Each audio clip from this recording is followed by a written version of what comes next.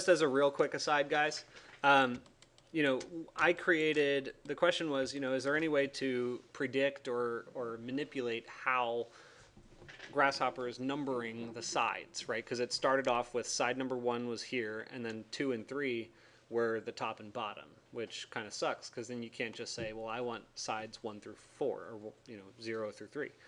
So what I would suggest is think about how you're modeling it and how you might be able to eliminate variables. Because now we're starting to move into the more, you know, intermediate advanced topic of when do you model in Rhino and when do you model in Grasshopper, or more particularly in this case, how do you model in Rhino so that it serves you well in Grasshopper. So we created these by doing extrude curve, right? And when you do extrude curve, we did this thing up top that says solid equals yes, right there. And we did it, and it had a cap at the top and bottom. I don't know how much Jeff, you know, went into your options here, but you can turn that off. So if I go to solid equals no, it essentially creates just the profile. So if you know that you're not going to have penetrations on your roof, which most buildings don't, then you want to use this, and you're probably not going to create openings to the ground either, right? They're going to be solid, most likely. So what you would do is do your extrusion separate for your walls. That way, all I have to do is do set 1 BREP, and I can put it on that. And right now my count is going to be off, but if I just fed all the faces in, then it should do all of them, theoretically. See?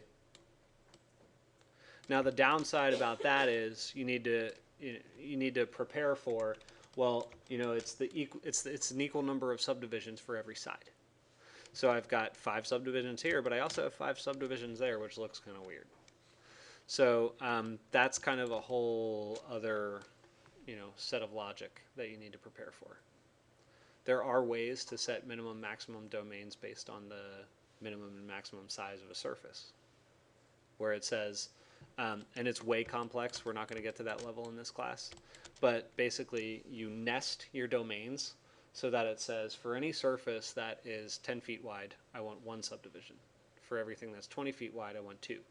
30 feet wide, 3, so on and so forth. Does that make sense? So for the most part in this class, we're going to be looking for opportunities to model differently or do a more simple type of geometry that's, and particularly for this, because who really cares, because it's just massing. It's not your actual building model. So that's another decision you'll have to make too, for all of you. Part of this class and part of the lesson that you should be walking away from this class with is understanding, not just for the Rhino-Grasshopper relationship, but modeling and design in general, is when and where do you make decisions for simplification. In this case, it's just massing, so it doesn't matter. Are there any other questions about that? Okay, so I have one more thing that I wanted to run through with you guys on this particular subject. Where'd my geometry go? Oh, I turned it off. I guess I could do it with this one for simplicity's sake. Okay, so the other thing to note here, guys, is that, you know, we set our surface normal. Our surface normal has a direction. And when you extrude a surface in a direction, it has, you know, thickness that needs to be dealt with. So if I look at this corner, the extrusion direction is in on itself, which is fine, because if I join all that geometry together, I'm going to get something that's clean. However, on the outside corners, that's not the case, right? These outside corners are, you know, going to pose a little bit of a problem.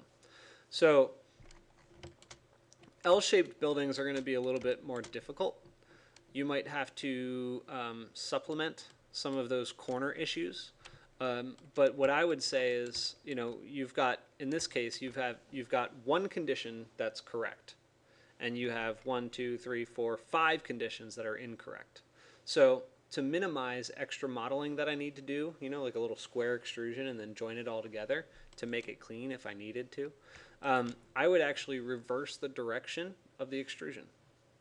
And so remember when I was talking to you about the quadrants, right? Positive, negative, all that other stuff.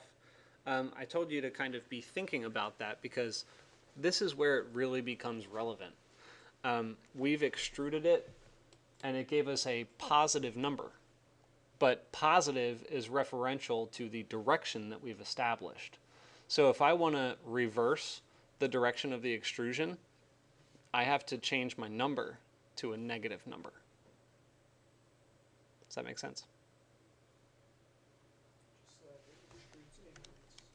Right. So I'll zoom in on this so you can see the change. And basically, if you recall, right, these extrusions are coming directly from this amplitude. So there are a couple ways of doing that. You could actually change the amplitude to have a -5 possibility.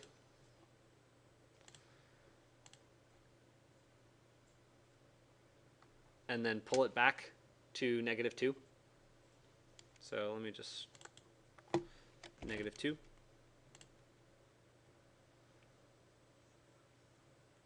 And see, now it goes back. Now that'll give me the problem here, but that's unavoidable. So I would just you know, draw a little box down the bottom and extrude it up or something. Or the other option is if you want to work in positive numbers and you prefer working in positive numbers, which I often do.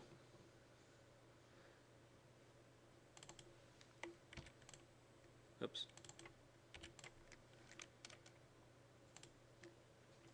You can add in a negative translation, and so you go under math and operators, and we'll work more with operators once we start doing more complex you know, mathematical relationships between geometry. But we can just drop in a negative and it changes any unit number to a negative unit number. So this will make it a -2.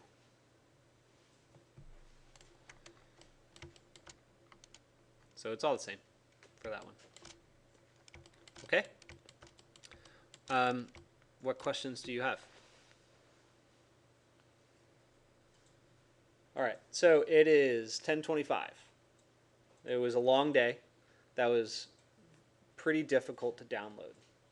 My suggestion for you is try to get here a half an hour early and start from scratch.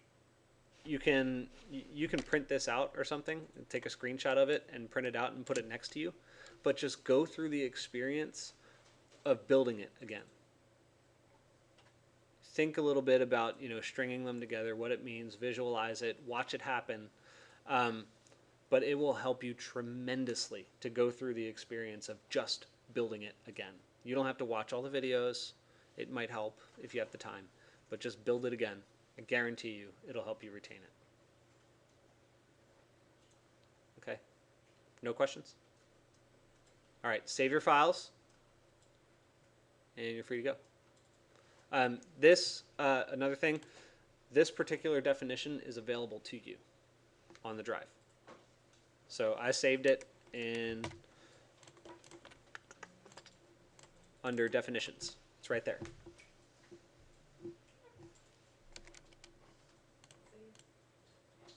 All right.